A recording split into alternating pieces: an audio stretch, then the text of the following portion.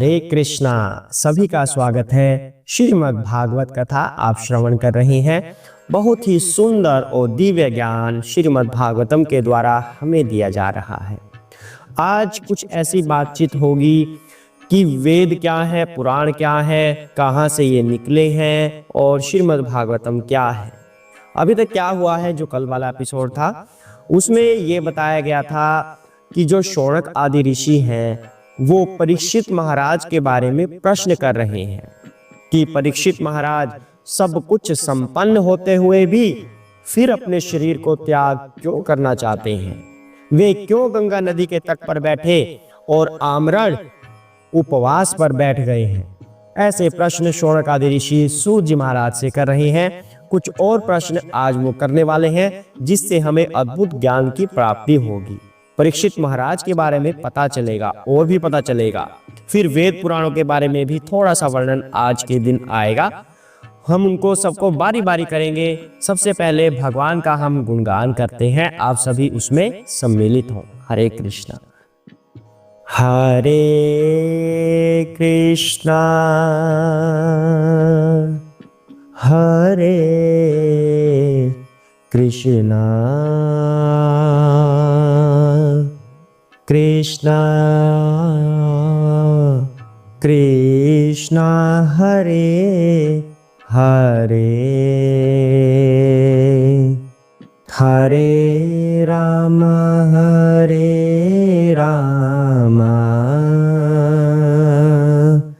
राम राम हरे हरे हरे कृष्णा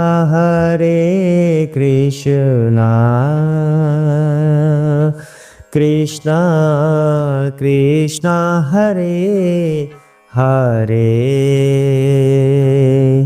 हरे राम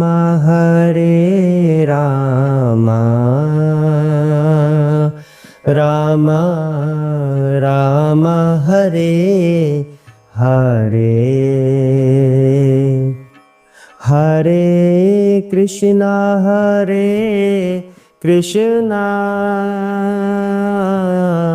कृष्णा कृष्णा हरे हरे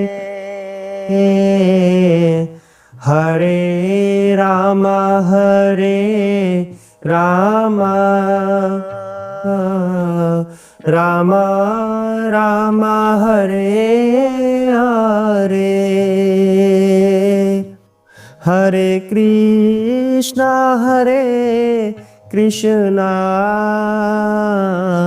कृष्णा कृष्णा हरे हरे हरे राम राम राम हरे हरे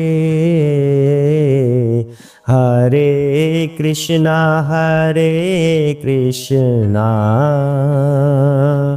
कृष्णा कृष्णा हरे हरे हरे राम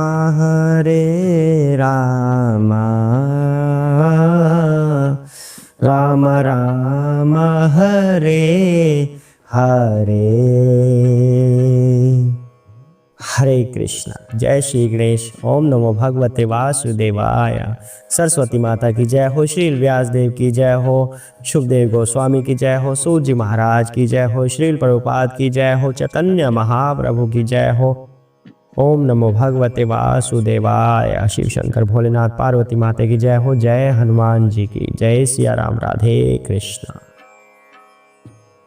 आइए पाठ को आगे बढ़ाते हैं। शौनक आदि ऋषि पूछ रहे हैं सूत जी महाराज से राजा परीक्षित के बारे में कि इतना बड़ा इनका शासन है, इतना सुंदर इनका महल है, सारी सुख संपत्ति इनके पास है। दुनिया के सभी जितने भी राजा हैं, वैसे तो यही पूरी दुनिया के सम्राट है, चक्रवर्ती सम्राट हैं। कोई भी व्यक्ति या कोई भी इनका शत्रु, वो भी इनसे शत्रुता नहीं रख सकता, वह भी इनके समक्ष आ जाता है और अपनी संपत्ति इनको दे देता है। तो इतना सब कुछ होते हुए भी ये अपना शरीर क्यों त्याग करना चाहते हैं, ऐसा प्रश्न किया जा रहा है। अब आज क्या प्रश्न होगा हम वो जानते हैं। हरे कृष्णा। जो मनुष्य भगवत कार्य में अनुरक्त रहते हैं वे दूसरों के कल्याण, उन्नति तथा सुख के लिए ही जीवित रहते हैं, वे किसी स्वार्थवश जीवित नहीं रहते। अतएव राजा परीक्षित ने समस्त सांसारिक वैभव की आसक्ति से मुक्त होते हुए भी अपने उस मर्त्य शरीर को क्यों त्यागा जो दूसरों के लिए आश्रय था। हरे कृष्णा। यहाँ पर बता रहे हैं कि राजा परीक्षित इतने महान हैं, हमेशा दूसरों के लिए वो जीते हैं। सारी सुख संपत्ति होते हुए भी, सब कुछ है उनके पास, फिर भी वे एक आदर्श राजा हैं। वे कभी भी उस संपत्ति से आसक्त नहीं हुए।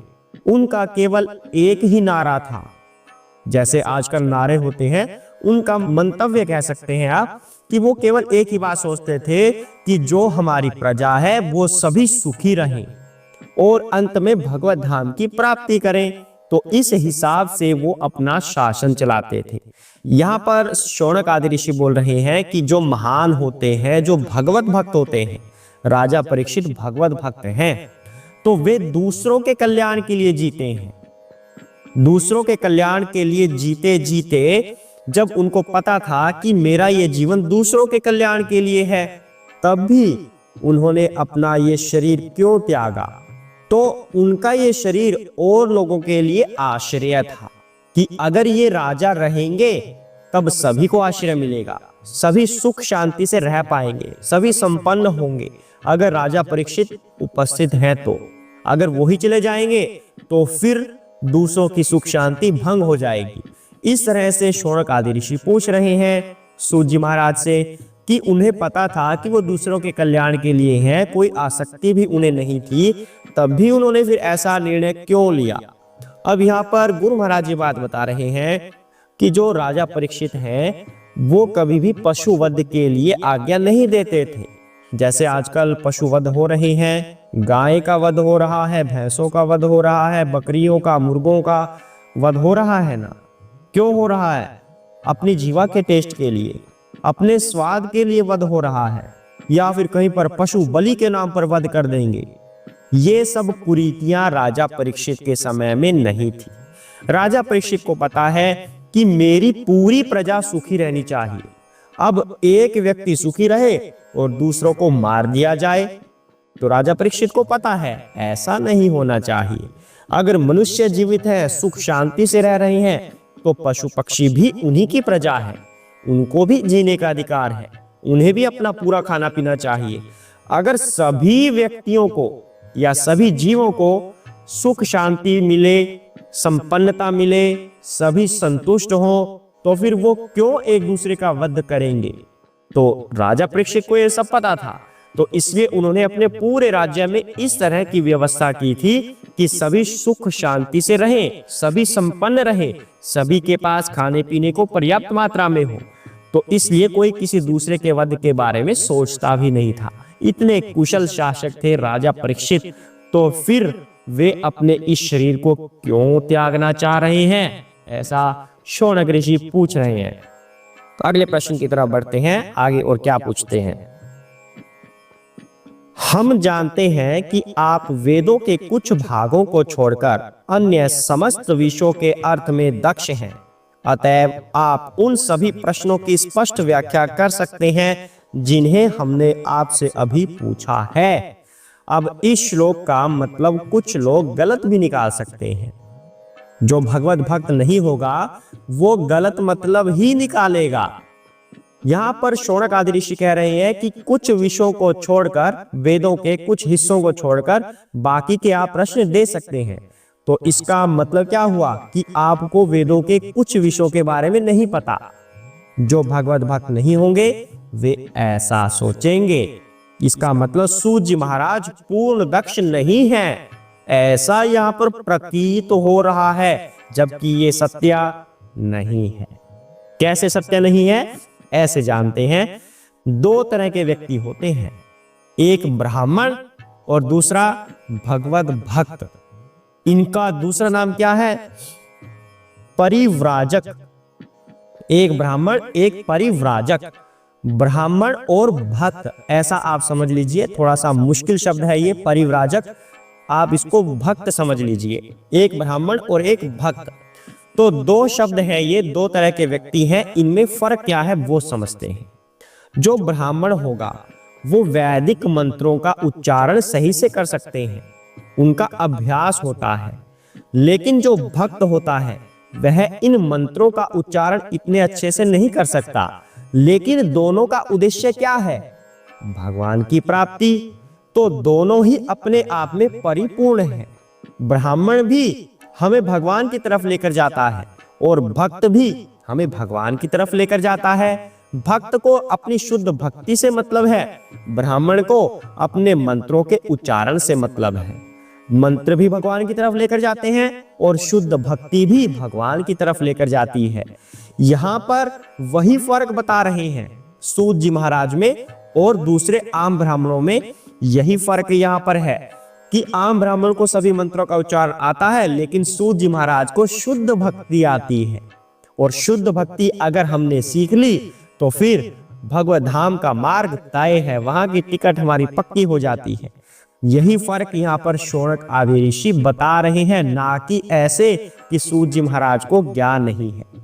अब जितने भी वेद निकले हैं, 4 तरह के वेद हैं, अथर्ववेद, ऋग्वेद, यजुर्वेद, सामवेद, उसके अलावा पुराण हो गए, उपनिषद हो गए, ये सब कहां से निकले हैं? इन सभी मंत्रों का उच्चारण कैसे होता है?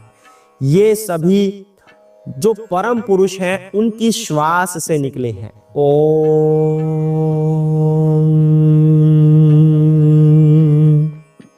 ऐसे ओम से शुरू होते हैं ना मंत्र, तो ये उनके श्वास से निकले हैं परम पुरुष के। जबकि जो भगवत भक्ति है वो अनुभूति से निकलती है, व्यक्ति अनुभूति करता है। हो सकता है जो मंत्र का उच्चारण कर रहे हैं वो भगवान की भक्ति की अनुभूति ना कर सके, लेकिन जो भगवान की अनुभूति कर रहा है वह मंत्र उच्चारण भी सीख सकता है। लेकिन आवश्यकता किस चीज की है? आवश्यकता है भगवत भक्ति की, शुद्ध भगवत भक्ति की आवश्यकता है, क्योंकि मंत्र भगवान तक लेकर जाने का एक मार्ग है, ना कि स्वयं भगवान हुए। लेकिन भगवत भक्ति और भगवान में क्या फर्क रह गया? अगर हम भगवान की भक्ति कर रहे हैं तो भगवान की प्राप्ति पॉसिबल है, संभव है। तो सूत जी महाराज का यहाँ पर यही वर्णन बताया जा रहा है कि वो भगवत भक्त हैं और भक्ति वाले ही प्रश्न यहाँ पर शौनक आदि ऋषि पूछ रहे हैं। हरे कृष्णा। अगले श्लोक की तरफ बढ़ते हैं। सूता उवाच द्वापरे सामानु प्राप्ते तृतीये युग परये जातः पर अश्रात योगी वासव्याम कलिया हरेह। हरे कृष्ण। श्रील सूत गोस्वामी ने कहा, जिस समय दूसरे अर्थात द्वापर युग ने तीसरे युग का अतिक्रमण किया, तब वसु की पुत्री सत्यवती की कोख से पराशर द्वारा महान ऋषि श्री व्यास देव ने जन्म लिया। हरे कृष्ण।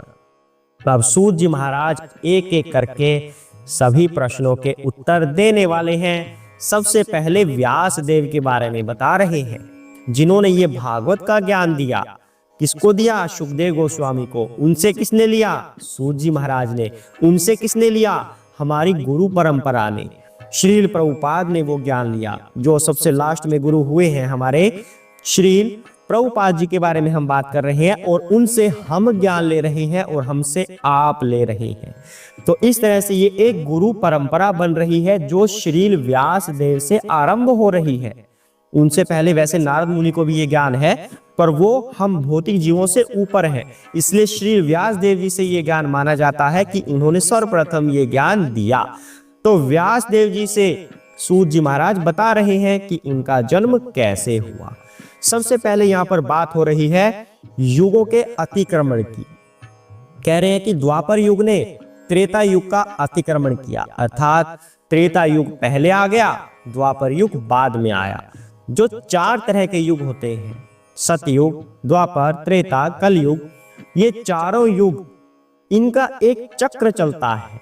और ये चक्र कितनी बार चलता है, अनगिनत बार ये चक्र चलता है। ये सभी आपको पहले बताया जा चुका है कि कितने चक्रों में किसकी आयु होगी, ब्रह्मा जी का दिन कितने चक्रों में पूरा होगा, ऐसे इनका कालक्रम चलता रहता है। लेकिन कभी कभी जो इनकी ये लाइन बनी होती है ना, ये काल चक्र, ये क्रम बना होता है जो कि पहले सत आएगा, फिर द्वापर आएगा, फिर त्रेता आएगा, फिर कलयुग आएगा। इस चक्र में अतिक्रमण हो जाता है कभी कभी, जैसे कि इस बार हुआ, इस 7वें मनु के टाइम में ऐसा ही हुआ। त्रेता आ गया पहले, द्वापर आया बाद में। तो यहां पर यह बात बता रहे हैं कि जब ऐसा हुआ था, अतिक्रमण हुआ था, तब व्यास देव जी ने जन्म लिया था। किससे जन्म लिया था? पराशर मुनि और सत्यवती, इनसे जन्म लिया था। सत्यवती उनकी माता हुई शील व्यास देव की। और सत्यवती कौन थी? वसु की पुत्री थी, जो एक मछुआरे थे। और ऐसा बताया जाता है कि जब भी ऐसा अतिक्रमण होता है, तब भगवान श्री कृष्ण अवतरित होते हैं। ऐसे विशेष युग में भगवान अवतरित होते हैं, जैसे कि इस मनवंतर में हुआ था। इस मनु के समय में भगवान श्री कृष्ण स्वयं आए थे। वैसे तो भगवान श्री कृष्ण, श्री राम, ये कहीं कहीं अवतरित होते रहते हैं, आज भी अवतरित हो रहे हैं, कभी किसी ब्रह्मांड में, कभी किसी ब्रह्मांड में। लेकिन जब भी ऐसा विशेष युग बनता है, तब वो स्वयं आते हैं। अब स्वयं आने का मतलब और अवतरित होने का मतलब, इसमें कंफ्यूजन नहीं करना। भगवान अपनी शक्तियों को भेजते हैं, स्वयं बहुत कम आते हैं, लेकिन इस बार स्वयं आए हैं भगवान श्री कृष्ण। ऐसा यहाँ पर बताया जा रहा है कि कभी कभी जो ऐसा विशेष युग होता है, जब अतिक्रमण होता है, द्वापर बाद में आए, त्रेता पहले आए, तब भगवान स्वयं अवतार लेते हैं। ऐसा यहाँ पर बताया जा रहा है। प्रत्येक युग 3 कालों में विभाजित होता है और हर काल संध्या कहलाता है। शील व्यासदेव उस युग की तृतीय संध्या में प्रकट हुए थे, ऐसा यहाँ पर बताया जा रहा है। आज के लिए इतना ही करते हैं। कल सूत जी महाराज और प्रश्नों के उत्तर देंगे। तब तक आप अभी तक का अध्ययन कीजिए, अच्छे से अध्ययन कीजिए। ना समझ आए तो पूछ सकते हैं, कमेंट कर सकते हैं, पर्सनली मैसेज कर सकते हैं, जैसे भी आपको उचित लगे। पर अपने सभी डाउट्स क्लियर करते करते आगे बढ़ना है, धीरे धीरे आगे बढ़ना है, पर बिल्कुल अच्छे से समझ के। इतना ही करते हैं। ओम नमो भगवते वासुदेवाय।